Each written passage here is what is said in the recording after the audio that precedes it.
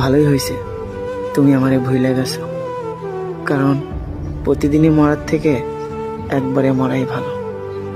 আরে তোমার সাথে কথা বলার জন্য যে পাগলামো আমি করি, আর তুমি প্রতিদিনই আমাকে অবহেলা করো। আর সে অবহেলা পেয়ে আমি বেঁচে থেকে মরার মতো করি। তাহলে প্রতিদিনই মরার থেকে একবারে ভুলে যাওয়াই ভালো। তবে একটা কথা মনে রেখো, আমার মতো মায়া কইরা তোমারে কেউ ভালোবাসবে না।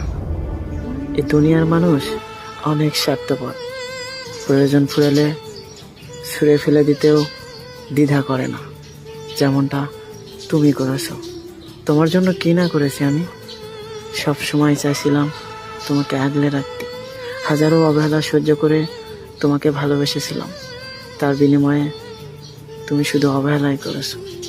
সব সময় ভাবছিলাম যত কষ্টই হোক এই মানুষটা আমার পাশে থাকুক, কিন্তু তুমি আমাকে যত্ন সহকারে ঠকাইছো, যেমনটা মানুষ কখনো মানুষকে ঠকায় না। তারপরেও তোমাকে তার অভিশাপ দিতে পারবো না। ভালো থেকো তুমি, কারণ ভালোবাসার মানুষকে কখনো অভিশাপ দেওয়া যায় না। আমি তোমাকে পাইনি তাই বলে তোমাকে ঘৃণা করব কখনোই না, কারণ ভালোবাসার মানুষ তো সবসময় কলিজায় থাকে। তোমার প্রতি আমার কোনো অভিযোগ নেই, অভিযোগ শুধু একটাই, আমার মতো কইরা আর কাউরে ঠকাইও না। আমি তো কম ভালোবাসিনি তোমারে, নিজের চাইতেও বেশি ভালোবেসেছিলাম। আর তুমি এমনভাবে আমাকে ছাইড়ে গেলা, যেরকম মানুষ নদী ভাঙ্গনে সব কিছু হারিয়ে নিঃস্ব হয়ে যায়। তুমি তো যাওয়ার সময় এভাবেই নিঃস্ব করে গেলে।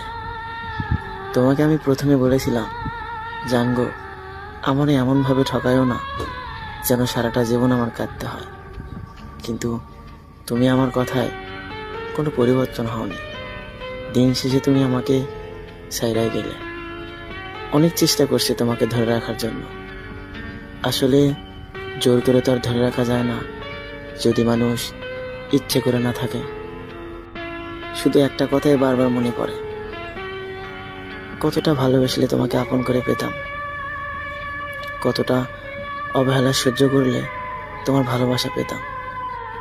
আমি তো কম করিনি তোমার অবহেলা পেয়ে।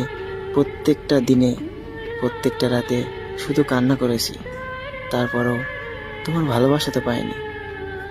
আসলে তোমাকে ভালো না বাসলে হয়তো